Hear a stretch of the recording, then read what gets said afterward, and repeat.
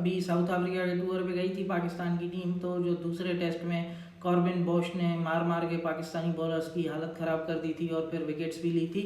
वो बंदा उसको जो है इस एक्सेप्शनल कोटाई की वजह से पाकिस्तान ने पीएसएल में इंक्लूड किया। अब वो पीएसएल में खेलने वाला था। अब देखो पीएसएल में 1 महीने से भी कम टाइम बच गया है, अब वो पीएसएल में खेलने वाला था। लेकिन अब ट्विस्ट क्या आया कि मुंबई इंडियंस ने जो है वो लिजार्ड विलियम्स है उसको उन्होंने साइन किया हुआ था, लेकिन वो हो गया इंजर्ड हो गया, तो उसके रिप्लेसमेंट में उन्होंने कॉर्बिन बॉश को ले लिया। ठीक है, कॉर्बिन बॉश को पहले उन्होंने उसमें जो उनका ऑप्शन हुआ था उसमें सेलेक्ट नहीं किया था, अब कॉर्बिन बॉश को उसमें ले लिया। अब देखो कॉर्बिन बॉश जो है 1 महीने से ज़्यादा हो गया है, ये अनाउंस हो चुका है कि ये पीएसएल में पेशावर ज़ल्मी के लिए खेलेगा। अब कॉर्बिन बॉश को जैसे ही मुंबई इंडियंस ने साइन किया तो उसने बोला मैं चलता हूँ, जो था यहीं तक था।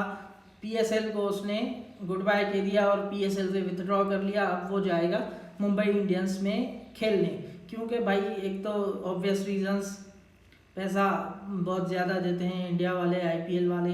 तो अब कंपेयर करो तो पेशावर ज़ल्मी ने उसको क्या दिया होगा, इतना ज़्यादा पैसा नहीं दिया होगा। ऑब्वियसली जो है वो हर प्लेयर आईपीएल को ही प्रेफर करेगा। लेकिन एक सोचने वाली बात है पीसीबी के लिए कि देखो एक नया प्लेयर है जो अभी अभी आया है, ठीक है, उसने डेब्यू भी अभी किया, 2 मैचेस ही खेले हैं, आपने उसको साइन किया है, वो आपको बीच में छोड़ के, ठीक है, बीच में छोड़ के वो दूसरी लीग खेलने चला गया। यार आप मतलब क्या कर रहे हो? तो फिर ये कैसे बोलते हो कि पीएसएल ब्रांड है, ये है वो है, 10वां सीजन शुरू होने वाला है। ब्रांड्स होते हैं तो ब्रांड लॉयल्टी भी किसी चीज़ का नाम है ना, तो वो कहाँ है ब्रांड लॉयल्टी? दिखाओ। ये क्या है कि प्लेयर्स आते हैं छोड़ के चले जाते हैं, मतलब आप इतना आपका कॉन्ट्रैक्ट जो है वीक है या आप बिल्कुल ही पैसे नहीं दे रहे।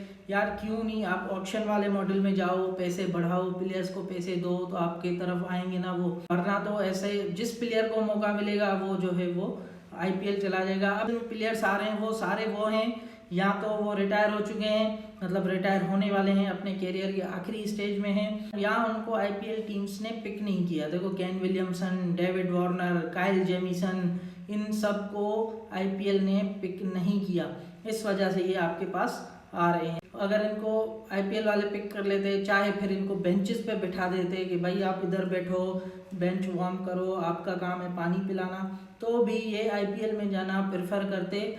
जबकि आप इनको पीएसएल में सारे मैचेस खिलाते तो भी ये आईपीएल में जाना प्रेफर करते, क्योंकि वहाँ पे पैसे ज़्यादा मिलते हैं। पैसा सब कुछ है तो पैसे क्यों नहीं बढ़ाते? क्यों ऐसे ह्यूमिलिएट होते हो इंटरनेशनल लेवल पे? सारी दुनिया देखती है।